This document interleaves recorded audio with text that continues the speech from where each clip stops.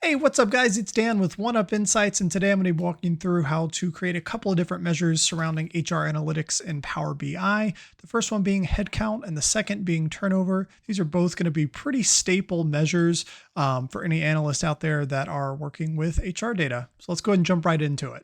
All right, so here we are in our Power BI workbook in Power Query specifically. I've loaded in our employees table here. It's 5,000 employees across our fictional company that's been running for the past 10 or 15 years or so.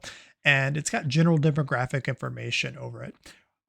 Things like salary and date of birth, start and end date of those employees. So we don't really need to do a bunch of cleaning to this, but we are going to modify some of these fields to allow us to draw some additional insights and perhaps better insights. Because rather than saying, for every metric is okay across the company, it's X, Y, and Z, we want to be able to say across, X group and Y group and Z group, actually, here's some insights in that this group experiences a higher rate of retention, and we may see why that is. So first off, let's change our date of birth field to an age. And there's a couple things we need to do right away to fix this to get it ready. So the date of birth is in a text field. So if we go to our data type, we can change that to date. And that's step number one. Step number two is the same thing along the transform ribbon at the top. We're going to hit date and just hit age. And Power BI will convert this for you into, I believe, what is days right away. But since we typically give our age in years rather than days, we're going to go ahead and hit duration at the top right next to that date field, and hit total years. And we get a decimal number. And then one final step here, we're going to round this down because most people probably don't give their age as 50.45. And now we're rounded down and have nice clean whole numbers. Now on to our next step. Okay, so the next field we're going to modify is the salary field. Now, first off, we're going to notice that salary is in a text format noted by the ABC here. So we're going to change that to a whole number. And then right next to the transform along the top, we're going to hit add column and then a conditional column. And the reason we're doing this, we're going to add 3 different bands here to say whether an employee is low, medium, or high in terms of their salary tier. And we're going to see if perhaps that surprise, maybe an employee that's only getting paid, $5 an hour, isn't sticking around as long and maybe turning over faster than those that are not. So the next thing we're going to do is hit this conditional column here, and we're going to call this salary bands for our new field. And we're going to add 3 total conditions. And what we're going to do is we're going to start with our smallest first, and all of these are going to be less than or equal to. And so we're going to say 50,000, 100,000, and then actually we're going to do greater than 100,000 for our last band, and call this low, medium, and then finally high. And we'll just add an error in here for the else, just so we know that we need to fix it. So when we say okay, now we have the salary bands field, and we can take a quick look at it in Power Query, and we see that we don't have any situations where these bands did not accurately capture what was in that field. So we're going to be modifying one more column here for an example. Yes, there are other things we can be doing. For the purposes of this video, we're just going to look at one more. Employee satisfaction is a 1 to 5 scale.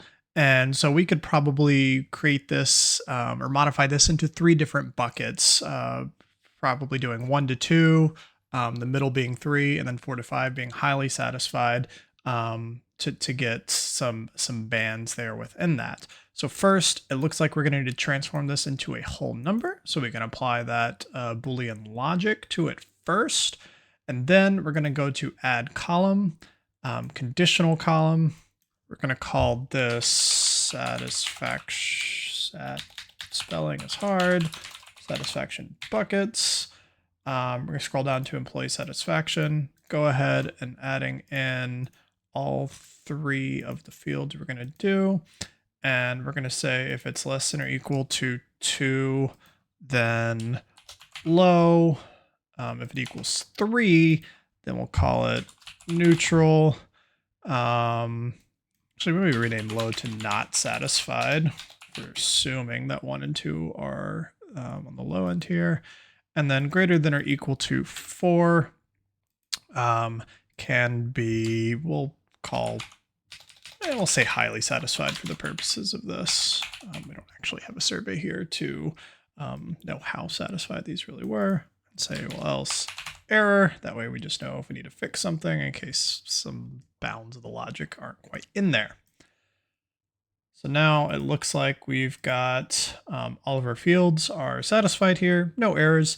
And so now we're ready to move on and start creating our measures for hiring and terminations for each month. Okay, we're ready to jump out of Power Query and into our model view of our workbook here, and where we're going to build our relationships between our calendar table and employees table. And so what we're going to do here is we're going to drag the date field to the date of hire, keep this one to many, and we're actually going to uncheck making this relationship active. Most of the time, if you're just relating one field to another, an active relationship is going to tell Power BI, hey, use this relationship all the time. But because in HR data and for turnover calculations and things like that, we're going to need to use two separate dates from the employee table, being the date of hire and the date of termination. If we keep just one active relationship, we're not going to be able to properly use both dates. And so when we create two inactive relationships here, this will basically prevent ambiguous relationships in Power BI. And when we create our measures here shortly, we'll be able to tell Power BI which inactive relationship to use. That way we get the proper conditional logic here. Now that we are in our employees data over here, we can go ahead and select new measure. And we're going to start off with determining how many hires and terminations we have in a given period. So we're going to just call this count hires, and we'll say calculate, and we're going to do the distinct count of our employee IDs. Each of these we know each of these is unique to each employee. And we're going to add a condition here where we're going to say use relationship between our date of hire and our date of our calendar dim table, and add our last closing parenthesis. And we hit enter here. No errors. Great. So from our calendar table, we can grab our month year field in here, for example. This table goes back quite a ways. And we can drop our count hires field in here, and we can see how many hires are happening each month. And I believe I set this script up to run 10 or so years of data, actually 5 years back to 2020. So hypothetically, this company that started in peak pandemic in January 2020 hired on 1,200 people that month because that's how normal businesses work, and then has a steady trickle of between about 40 and 80 employees every month after that. Next, we're going to create our count of terminations, and very similar to our count of hires. It's basically going to be the exact same logic, only with the termination date. And so we're just going to rinse and reuse this measure. So we'll call this count terminations, and we'll call this date of termination. And exact same logic, we're just counting the distinct employee IDs while using the proper inactive relationship to make sure we're getting the right date. I'm gonna hit enter, and then we have our count of terminations. And we can see this is a somewhat random data set. So obviously it looks like December of in the future, later this year, 211 people got termed, and it's a somewhat varying amount of single digit to mid double digits most of the months. All right, next up, we're going to take a look at our next measure, active headcount, which is a little bit more complicated. I've already put in all the DAX here. We're going to walk through step by step and explain what each of this is doing. So the goal with active headcount is to basically say, in a point in time, any date, for example, that the company has existed, how many employees were active as of that exact date. That number is going to be very, very different over the course of a large company, and will help understand for senior leadership, salary obligations, trends, and headcount over time, things of that nature. So this very first part, the current date variable, this is basically saying what date are we evaluating for in a given point in time. And we're going to reference this at a couple of different points later on in the measure. Then finally, we do return and start a SUMX calculation. SUMX is going to loop over each row within a given list and that list being all of the employee IDs, all those values of the employee IDs. This gives a distinct list of all of the employee IDs within the filter context we have set up in our report. Then we start a conditional check with this if statement. First, we are checking whether the employee's date of hire is less than or equal to than this current date variable. We are also wrapping this in a calculate and mend function. And the reason for this is depending on what kind of HR system you're using or what the output of that data is, you could end up with multiple rows per employee. Depending what format that is in, it could potentially skew these numbers a bit. However, in this case, we know we have one, but we're still going to just include them in here. That's just going to be a good general best practice, just in case you do end up with some dirty data having multiple rows per employee, that kind of thing. So we're checking that the date of hire is less than the current date and their double ampersand here. Then we're going to start our checks on our dates of termination. So we're checking if the date of termination is blank right here, or that's what these two lines mean. Honestly, don't know what those symbols are called. I've only ever used them for Power BI for and. But we're also checking if the date of termination is greater than or equal to the current date. So basically, if they don't have a date in that field, they're still around. And if their date of termination is greater than our variable, which is whatever point in time. So for example, if I was employed today, but not tomorrow, I would want to show up on that active headcount for today, but not tomorrow. And this will return a 1 for true and a 0 for false if all of these conditions are true. So now that this measure is created, let's quickly validate it just so we can see what it's doing and then drop it into its own visual that we could create for this dashboard. So I'm going to drop in active headcount into our already existing table that shows hires and terminations.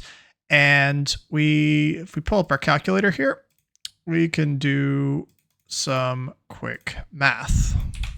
So we can see January of 2020, our first month, our active headcount at the end of that month would be 1225.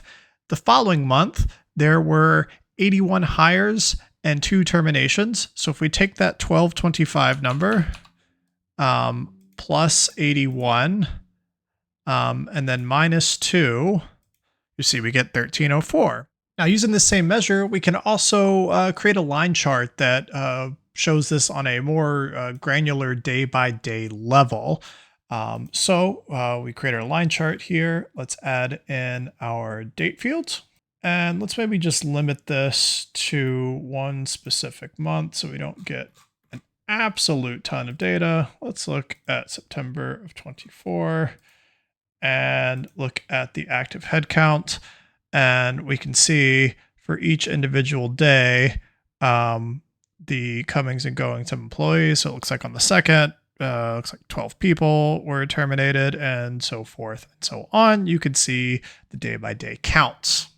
So our last 2 measures we're working towards are average headcount and our turnover percentage. And we need this average headcount first so we can divide the count of terminations by that to determine our turnover percentage. So start off with naming it and declaring one variable. We'll call this dates and month. While technically it is valid for any period, not just a month. And we'll call this over our date. And this will generate a list of all of the dates in a given period. And so then we'll return. And then we're going to use average X. Now, average X is going to iterate over all of these dates and is going to average out the active headcount over that period. So we'll say dates and month, or one we just said, and then just add in active headcount, our other measure. And that is it. Okay, now our last measure we will be writing here today is going to be our turnover percentage. And this is only using the measures we've already created.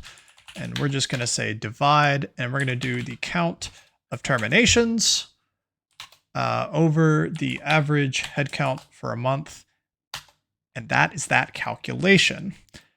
Okay, now with this turnover calculation, what you can do with your data is then compare it across a series of demographics, or for example, like the salary bands field we created, or the satisfaction buckets based off of the employee satisfaction survey. I've gone ahead and created these three matrices here already as an example of what you could do to compare across departments, etc., year over year. Now you can do the same thing with your data, comparing those turnover percentages and looking for essentially where is the needle glowing? Are there certain groups of people or certain demographics that are maybe being left out or left behind, and they're leaving or being terminated at higher rates? And this is what you can dive into with your data. All right, that wraps things up for this video covering headcount turnover. Please let me know in the comments below if you've got any questions or any thoughts on the video. And thank you so much for watching.